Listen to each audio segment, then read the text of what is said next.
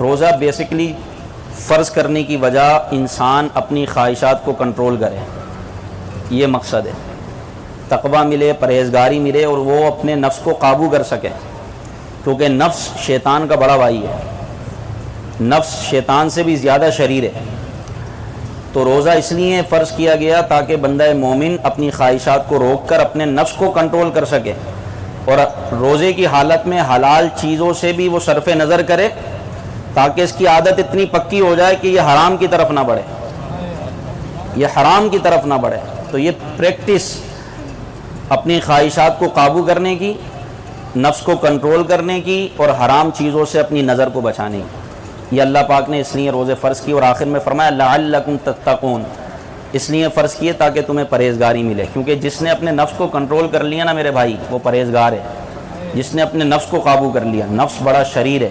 نفس کی 3 قسمیں، یعنی ہمارے اندر جو نفس ہے، ایک ہے نفس امارہ، ان النفس لامارۃ بالسوء، قرآن پاک میں فرمایا کہ بے شک نفس امارہ وہ جو صرف انسان کو گناہوں کی طرف لے کر جاتا ہے، نفس امارہ۔ ایک ہے نفس لوامہ، نفس لوامہ وہ کہ گناہ پر اکساتا تو نہیں ہے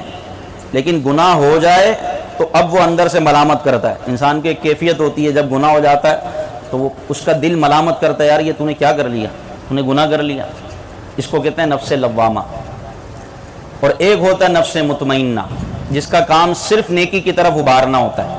نیکی کی طرف دعوت دینا ہوتا ہے، وہ گناہوں سے بچاتا ہے انسان کو۔ یہ جو نفس مطمئنہ ہے اس کی کیا شان ہے، فرمایا یا ایتھا النفس المطمئنہ، اے نفس مطمئنہ والو، اے اطمینان والی جان، ارجعی الی ربک راضیۃ مرضیہ، جس کو اللہ نے نفس مطمئنہ عطا فرمایا ہوگا تو وقت نزع اس کو یہ خطاب ہوگا، اے اطمینان والی جان لوٹا اپنے رب کی طرف اس حال میں کہ تو رب سے راضی اور رب تجھ سے راضی،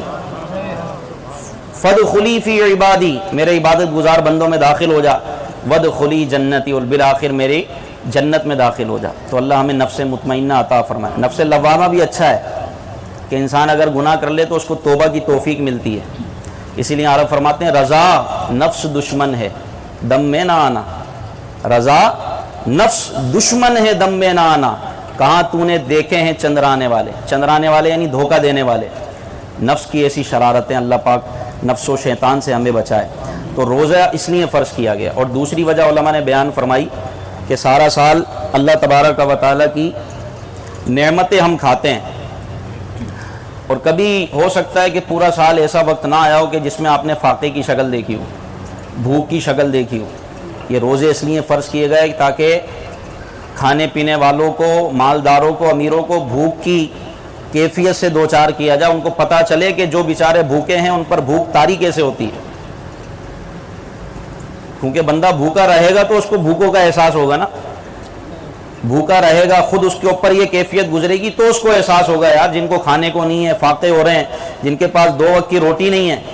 اللہ پاک کا شکر ہے اللہ پاک نے مجھے سب کچھ دیا ہوا ہے، لیکن میں پھر بھی اس کی ناشکری میں، نافرمانی میں لگا ہوں، اللہ نعمت عطا فرما رہا ہوں، میں اس کی ناشکری کر رہا ہوں۔ تو جب بندے کے اوپر یہ بھوک طاری ہوتی ہے تو اس کو کچھ نہ کچھ احساس ہوتا ہے،